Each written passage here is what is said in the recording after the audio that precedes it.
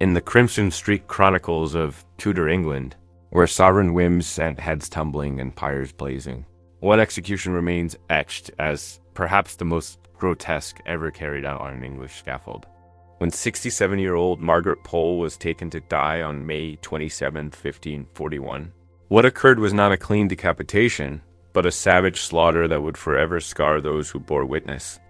This was not justice. It was a calculated annihilation of an innocent woman whose only fault was having royal blood, that Henry VIII considered too perilous to be allowed to live.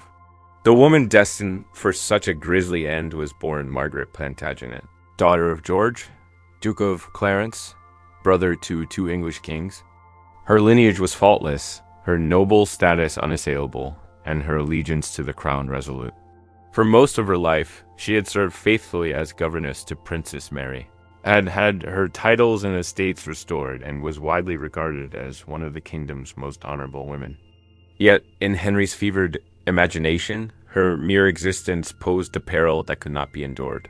Margaret's road to the block began not through any act of her own, but through the outspoken actions of her son, Reginald Pole, who had left England and become an unflinching opponent of Henry's break with Rome, from safe ground on the continent.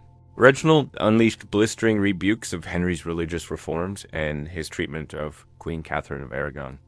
Unable to lay hands on the dissenter himself, the king's fury turned upon the old man's mother, who remained in England, defenseless and exposed to royal reprisal. The political climate in 1541 was gripped by suspicion and dread. Henry VIII, now aging and increasingly unhinged, saw plots and enemies at every turn. The recent deaths of Thomas Cromwell and Catherine Howard proved that not even former favorites could escape his wrath. In such a climate, Margaret Plantagenet blood ceased to be a badge of honor and instead became a death sentence, waiting to be enforced. When she was arrested in 1538, Margaret was already 65, an age at which most Tudor women were long retired from public life. She was taken to the Tower of London, the grim prison that had swallowed so many of the realm's great names. For nearly 3 years she languished there, her health failing in the clammy gloom of its cells. She was questioned again and again about her son's activities and her supposed disloyalty, but she stood firm in asserting her innocence. The charges brought forth against Margaret were so threadbare they bordered on the farcical. She was accused of writing to her son in exile, of nurturing treasonous thoughts, and of playing a role in some vast Catholic conspiracy to undermine Henry's new religious order.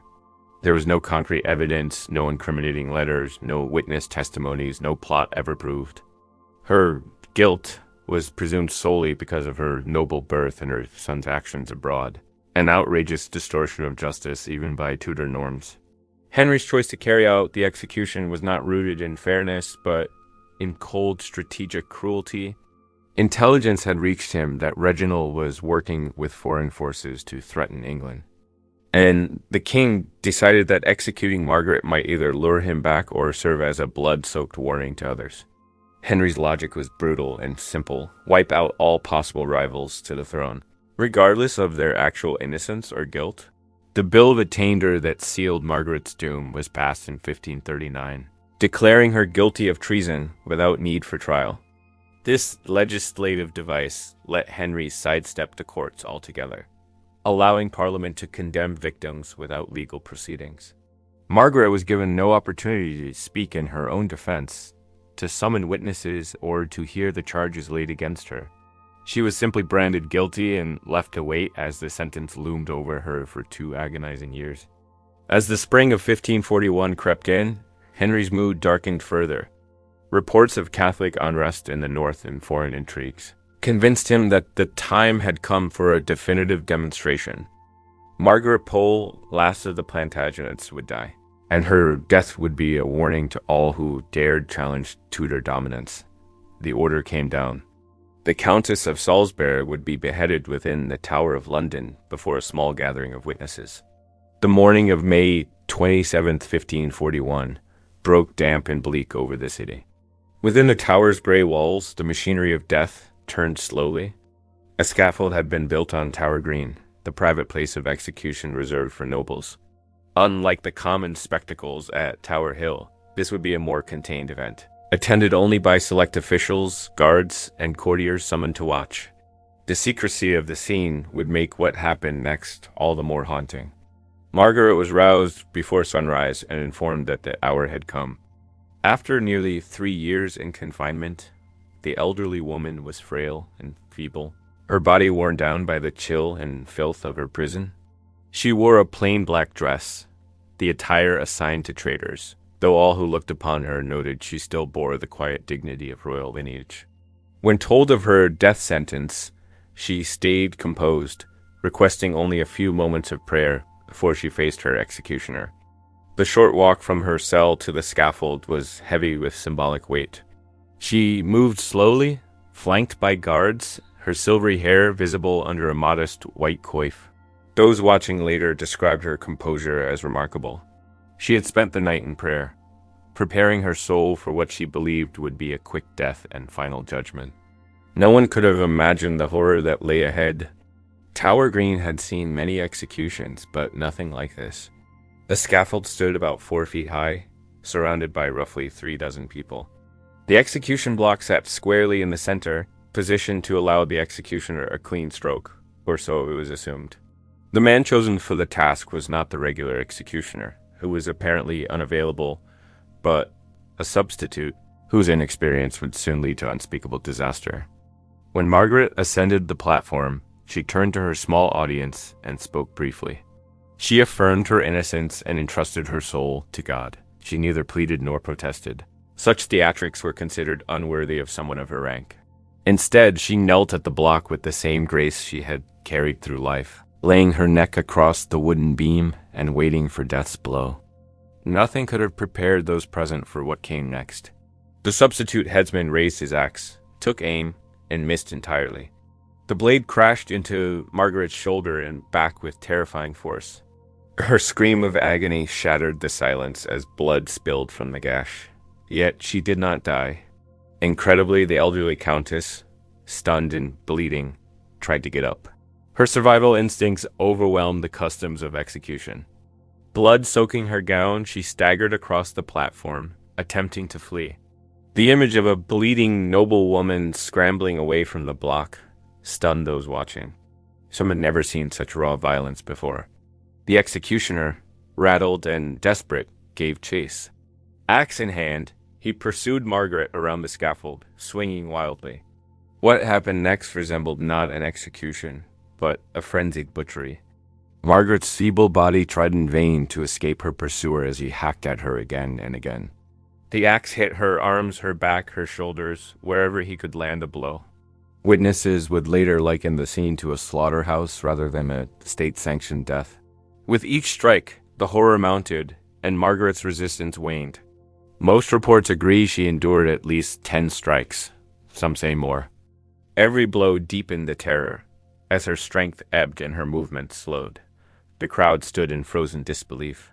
Some turned away, unable to bear the sight. Others grew visibly ill at the spectacle. Even seasoned tower personnel were shaken by the carnage unfolding before them. Eventually, Margaret collapsed, her body broken and bathed in blood.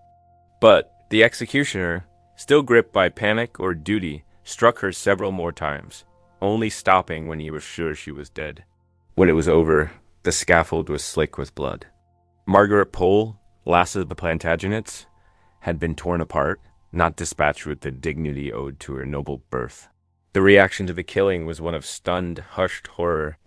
Many of the officials present struggled to comprehend what they'd just witnessed. This was no dignified death for a countess. It was a display of base savagery. Some officials crossed themselves silently. Others stared at the blood-slicked boards in mute shock. News of the catastrophe raced to Henry VIII within hours. His response, according to records, was one of icy contentment. He had wanted her dead, and she was. The manner didn't bother him. In fact, the cruelty of her death may have suited his purposes better than a clean cut would have. It was a message written in blood. But even in death, Margaret Pole remained a symbol of loyalty, of faith, and of royal injustice. Her remains were hastily buried within the Tower grounds and the chapel of St. Peter ad Vincula, alongside Anne Boleyn, Catherine Howard, and other victims of Henry's tyranny. No grand tomb was erected, no mourners allowed. But her legacy could not be so easily silenced. Over time, Margaret's story grew in power. Chroniclers of the Tudor age recorded her fate with unease. Catholic writers hailed her as a martyr, a woman unjustly slain for her piety and lineage. Protestants, even those loyal to Henry's cause, often avoided speaking of her death, ashamed or afraid of what it revealed about the man they called king.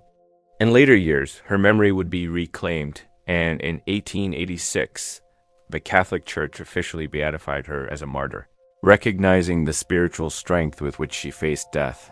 The horror of Margaret Pole's execution was not simply in its violence, but in what it represented, a total collapse of justice, mercy, and honor. It was the will of one man carried out against an unarmed, elderly woman who had no trial, no crime, and no chance of clemency. It was the perfect emblem of a reign built not on righteousness, but on fear. And so, when we speak of the darkest moments in Tudor history, we must remember her, not just for the gore of her death, but for the quiet dignity she maintained in life. Margaret Pole, Countess of Salisbury, was not simply executed. She was hunted. She was butchered, and in doing so, the crown showed its ugliest face, one that not even centuries of monarchy could fully cleanse.